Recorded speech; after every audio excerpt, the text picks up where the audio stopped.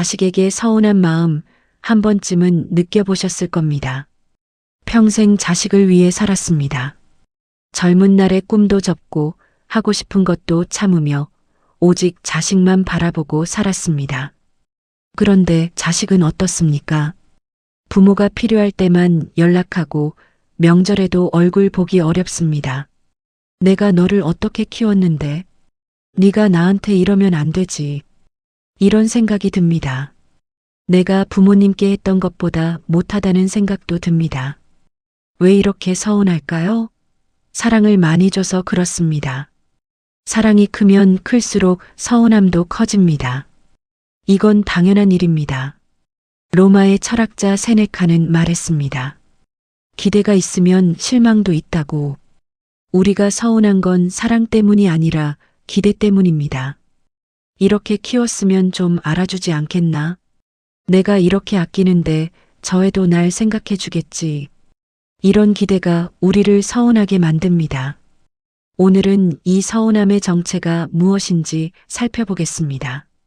그리고 세네카의 생각을 빌려 어떻게 하면 이 서운함에서 벗어날 수 있는지 함께 찾아보겠습니다. 부모의 사랑, 그 안에 숨은 기대를 들여다보는 시간입니다. 자식을 키우며 우리는 수없이 많은 순간을 견뎌냅니다. 밤새 앓는 아이를 안고 뜬 눈으로 밤을 지새웠습니다. 학교 준비물 하나 빠뜨릴까 전날 밤 몇 번이고 확인했습니다. 아이가 좋아하는 반찬을 만들려고 시장을 몇 바퀴씩 돌았습니다. 그때는 힘들다는 생각도 하지 못했습니다. 그저 당연한 일이었습니다. 부모니까요. 그런데 세월이 흐르고 아이가 자라면서 조금씩 달라집니다. 명절에 오기 싫어하는 눈치가 보입니다. 전화를 해도 급하게 끊습니다. 엄마 나 바빠, 나중에 얘기해. 그 순간 가슴 한편이 무너집니다. 내가 뭘 잘못했나? 이런 생각이 듭니다. 혹시 내가 부족한 부모였나 싶어 지난 시간들을 되돌아봅니다. 하지만 잘못한 게 없습니다. 최선을 다했습니다. 그런데도 자식은 점점 멀어지는 것 같습니다. 세네카는 이렇게 말했습니다. 우리는 받을 자격이 있다고 생각하는 것을 받지 못할 때 분노한다. 우리가 서운한 이유는 자식이 잘못해서가 아닙니다. 우리가 받을 자격이 있다고 생각했기 때문입니다. 이만큼 해줬으니 이만큼은 돌려받아야 한다고. 이렇게 사랑했으니 그만큼 사랑받아야 한다고. 그렇게 생각했던 것입니다. 하지만 사랑에는 자격이나 대가가 없습니다. 사랑은 주는 것이지 거래가 아닙니다. 우리가 이걸 잊어버린 순간 서운함이 시작됩니다.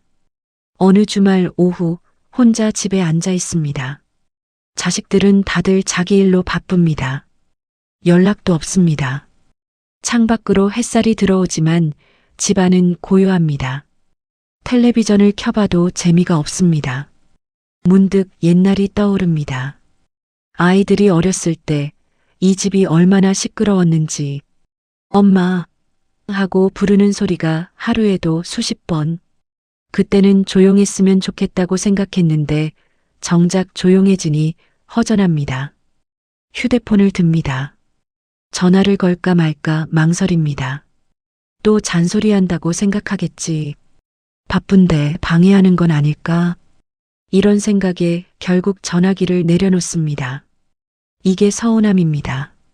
전화 한 통도 마음 편히 못 거는 게 서운함입니다. 부엌으로 가서 냉장고를 엽니다. 자식들이 좋아하던 반찬들이 그대로 있습니다. 언젠가 올까 싶어 만들어뒀는데 이제는 유통기한이 다 되어갑니다. 그걸 보며 또 한숨이 나옵니다. 기대하지 않으면 실망하지 않는다. 처음 이 말을 들으면 차갑게 느껴집니다. 자식에게 아무것도 기대하지 말라는 뜻인가 싶습니다. 하지만 그게 아닙니다. 사랑과 기대는 다릅니다. 사랑은 주는 것입니다. 조건 없이 주는 것입니다. 반면 기대는 받으려는 것입니다. 이만큼 줬으니 이만큼 받아야지 하는 마음입니다. 우리가 자식을 키울 때 했던 모든 일 그건 사랑이었습니다. 순수한 사랑이었습니다. 그런데 언제부턴가 그 사랑에 기대가 섞이기 시작했습니다. 내가 이렇게까지 해줬는데, 이 말 속에는 사랑보다 기대가 더 많이 들어 있습니다. 이건 거래의 언어입니다. 사랑의 언어가 아닙니다. 그렇다면 이 서운함을 어떻게 내려놓을 수 있을까요? 이런 서운함을 느끼는 건 우리만이 아닙니다. 친구를 만나면 비슷한 얘기를 듣습니다. 우리 애도 그래. 요즘 애들은 다 그래. 위로 같기도 하고 쓸쓸하기도 한 대화입니다. 어느 어머니는 이렇게 말했습니다. 명절에 애들 오는 게 이제는 부담스러워. 오라고 하면 귀찮은 눈치고 안 오면 또 서운하고 차라리 혼자 있는 게 편해. 또 다른 분은 이렇게 말했습니다. 손주 보고 싶어서 가끔 연락하면 육아 도우미 취급받는 것 같아. 필요할 때만 찾는 것 같아서 마음이 아파. 또 어떤 분은 이렇게 말했습니다. 생일이었는데 아무도 연락 안 왔어. 내가 자식들 생일은 한 번도 안 잊어봤는데. 이게 요즘 부모들의 공통된 마음입니다. 서운하지만 말하지 못하고 외롭지만 표현하지 못합니다. 자식들한테 짐이 될까봐, 잔소리쟁이가 될까봐 그저 참고 삽니다. 세네카는 이렇게도 말했습니다. 타인에게 무언가를 줄 때는 그것이 돌아오지 않을 것처럼 주어라. 냉정하게 들립니다. 하지만 여기에 깊은 지혜가 있습니다. 돌아올 것을 기대하며 주면 그건 거래가 됩니다. 사랑이 아니라 거래입니다. 진짜 사랑은 돌려받을 생각 없이 주는 것입니다. 베풀 때는 상대가 갚지 못할 것을 주고 갚을 것을 주지 마라. 자식이 갚을 수 있는 것을 주면 자식은 부담을 느낍니다. 빚진 기분이 듭니다. 하지만 자식이 갚을 수 없는 것, 그러니까 조건 없는 사랑을 주면 자식은 자유롭습니다. 옛날을 떠올려 봅니다. 아이가 처음 걸음마를 배울 때 넘어지고 또 넘어져도 다시 일어서려 애쓰는 모습.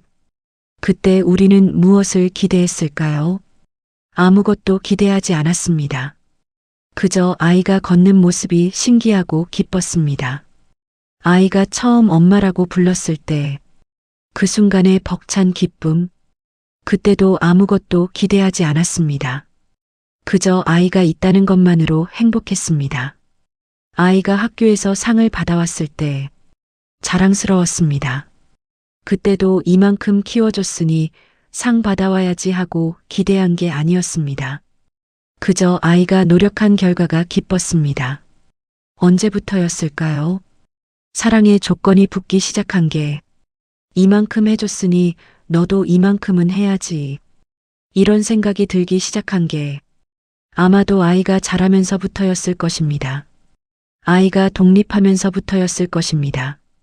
우리가 더 이상 필요하지 않다고 느껴지면서부터였을 것입니다. 아이가 어렸을 때는 우리가 없으면 아이가 살 수 없었습니다. 우리가 필요한 존재였습니다. 하지만 이제는 다릅니다. 아이는 우리 없이도 잘 삽니다. 그게 서운한 것입니다. 결국 서운함의 정체는 이것입니다. 사랑받고 싶은 마음, 인정받고 싶은 마음, 필요한 사람이고 싶은 마음. 이건 나쁜 마음이 아닙니다. 인간이라면 누구나 가지는 자연스러운 마음입니다. 하지만 이 마음이 기대로 바뀌면 문제가 생깁니다. 자식이 나를 사랑해야 해. 가 아니라 자식이 나를 사랑해줬으면 좋겠다. 이 미묘한 차이가 중요합니다. 해야 해는 요구입니다. 좋겠다는 바람입니다.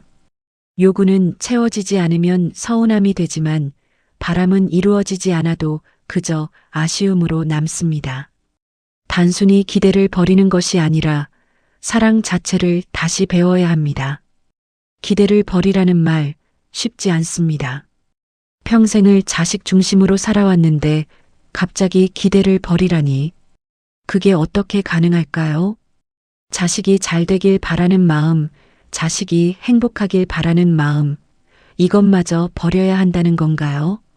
아닙니다. 그게 아닙니다. 바라는 것과 기대하는 것은 다릅니다. 바람은 자유롭지만 기대는 무겁습니다. 바람은 이루어지지 않아도 괜찮지만 기대는 채워지지 않으면 상처가 됩니다. 우리가 놓아야 할 것은 바람이 아니라 기대입니다. 자식이 어렸을 때 우리는 단순히 바랐습니다. 건강하게만 자라다오. 행복하게만 살아다오. 그게 전부였습니다. 그런데 언젠가부터 바람이 기대로 바뀌었습니다. 이렇게 키워줬으니 이렇게 살아야지. 이만큼 해줬으니 이만큼은 보답해야지. 그 순간 사랑이 무거워졌습니다. 진정한 자유는 아무것도 기대하지 않는 데서 온다. 자식에게 아무것도 기대하지 않으면 자식의 작은 관심도 큰 기쁨이 됩니다. 짧은 전화 한 통도 감사하게 느껴집니다. 명절에 잠깐 얼굴 보는 것만으로도 충분합니다. 반대로 많은 것을 기대하면 자식이 아무리 해줘도 부족합니다. 전화를 해도 고작 이 정도? 라는 생각이 듭니다. 명절에 와도 왜 이렇게 빨리 가려고 해? 라는 서운함이 생깁니다. 결국 우리를 불행하게 만드는 건 자식이 아니라 우리의 기대입니다. 세네카는 평생 이것을 연구했습니다. 사람들이 왜 불행한지, 그리고 답을 찾았습니다. 사람들은 현실이 나빠서 불행한 게 아니라 기대가 높아서 불행하다고. 자식이 한 달에 한 번 전화하는 것. 이게 적은 건가요? 많은 건가요? 기대에 따라 다릅니다. 한 달에 한 번도 많다고 생각하면 감사하고 일주일에 한 번은 해야 한다고 기대하면 서운합니다. 어느 겨울 저녁입니다. 창밖으로 눈이 내립니다. 하얗게 쌓이는 눈을 바라보며 따뜻한 차 한 잔을 마십니다. 혼자입니다. 자식들은 각자의 삶을 살고 있습니다. 예전 같으면 이런 날 외로웠을 것입니다. 이렇게 눈 오는 날 자식들이랑 함께 있으면 좋을 텐데. 이런 생각을 했을 것입니다. 전화를 걸어 오늘 눈 오는데 뭐해? 하고 물어봤을 것입니다. 그리고 바빠라는 대답에 서운해했을 것입니다. 하지만 오늘은 다릅니다. 그저 눈이 아름답습니다. 고요한 집안이 평화롭습니다. 자식들이 각자 잘 살아가고 있다는 것만으로도 감사합니다. 문득 자식이 어렸을 때가 떠오릅니다. 눈 오는 날이면 함께 밖에 나가 눈사람을 만들었습니다. 아이의 환한 웃음소리가 들리는 것 같습니다. 그 추억만으로도 충분합니다. 지금 자식이 옆에 없어도 괜찮습니다. 그때의 행복했던 순간들이 여전히 마음속에 있으니까요. 기대하지 않으니 외롭지 않습니다. 요구하지 않으니 서운하지 않습니다. 이게 세네카가 말한 자유입니다. 사랑은 완성되어야 합니다. 어릴 적 자식에게 주었던 그 순수한 사랑, 아무 조건 없이 주었던 그 사랑을 다시 회복해야 합니다. 내가 나를 사랑해줘서 고마워가 아니라 내가 너를 사랑할 수 있어서 고마워. 이렇게 바뀌어야 합니다. 자식이 우리를 사랑하는 것은 자식의 선택입니다. 우리가 요구할 수 있는 게 아닙니다. 하지만 우리가 자식을 사랑하는 것은 우리의 선택입니다. 여기에는 자유가 있습니다. 이 자유를 되찾을 때 비로소 서운함에서 벗어날 수 있습니다. 세네카는 이것을 덕이라고 불렀습니다. 진정한 덕은 보답을 바라지 않는 것이라고. 자식을 사랑하되 그 사랑에 대한 보답을 기대하지 않는 것. 이게 부모가 가져야 할 마지막 덕이라고. 변화는 하루아침에 오지 않습니다. 이 모든 걸 안다고 해서 마음이 단번에 바뀌지는 않습니다. 여전히 자식 생각이 납니다. 여전히 전화를 기다리게 됩니다. 명절이 다가오면 여전히 기대를 하게 됩니다. 괜찮습니다. 그게 인간입니다. 중요한 건 조금씩 변화하려는 마음입니다. 어제보다 오늘 조금 덜 기대하고 오늘보다 내일 조금 더 자유로워지면 됩니다. 오늘 자식한테 서운한 일이 있었다면 그 서운함을 들여다봅니다. 나는 지금 무엇을 기대했나? 그 기대가 정당한가? 이렇게 스스로에게 물어봅니다. 그리고 천천히 내려놓습니다. 괜찮아. 저 아이도 바쁘겠지. 괜찮아. 저 아이도 자기 삶이 있지. 이렇게 스스로를 다독입니다. 지혜는 하루아침에 오지 않는다. 매일 조금씩 자라는 것이다. 서운함을 내려놓는 것도 마찬가지입니다. 하루아침에 되지 않습니다. 매일 조금씩 천천히 내려놓는 것입니다. 오늘 자식에게서 연락이 안 와도 괜찮아. 바쁘겠지 하고 넘어갑니다. 내일 또 서운한 일이 생겨도 이것도 지나가겠지 하고 받아들입니다. 이렇게 하루하루 연습하다 보면 어느새 마음이 가벼워집니다. 세네카 자신도 그랬습니다. 그도 처음부터 지혜로운 사람이 아니었습니다. 수많은 실패와 좌절을 겪으며 조금씩 배워갔습니다. 그래서 그의 말에는 힘이 있습니다. 머리로 아는 게 아니라 가슴으로 체득한 지혜이기 때문입니다. 따뜻한 봄날 홀로 산책을 나갑니다. 공원에는 벚꽃이 만개했습니다. 바람에 꽃잎이 흩날립니다. 예전 같으면 자식들이랑 같이 보면 좋을 텐데 하고 아쉬워했을 것입니다. 하지만 지금은 다릅니다. 혼자서도 충분히 아름답습니다. 자식들은 지금 각자의 자리에서 각자의 봄을 맞이하고 있을 것입니다. 그것만으로도 좋습니다. 벤치에 앉아 꽃을 바라봅니다. 아무 생각도 하지 않습니다. 그저 이 순간이 평화롭습니다. 옆 벤치에 앉은 할머니가 손주와 함께 있습니다. 아이가 할머니에게 꽃을 건넵니다. 할머니는 환하게 웃습니다. 예전 같으면 부러웠을 것입니다. 나도 저렇게 손주랑 함께 있으면 좋을 텐데 하고 서운해했을 것입니다. 하지만 지금은 다릅니다. 그저 그 모습이 보기 좋습니다. 부럽지 않습니다. 내 삶은 내 삶대로 충분히 아름답습니다. 기대하지 않으니 외롭지 않습니다. 요구하지 않으니 서운하지 않습니다. 이게 세네카가 말한 지혜입니다. 나이 들어 얻는 자유입니다.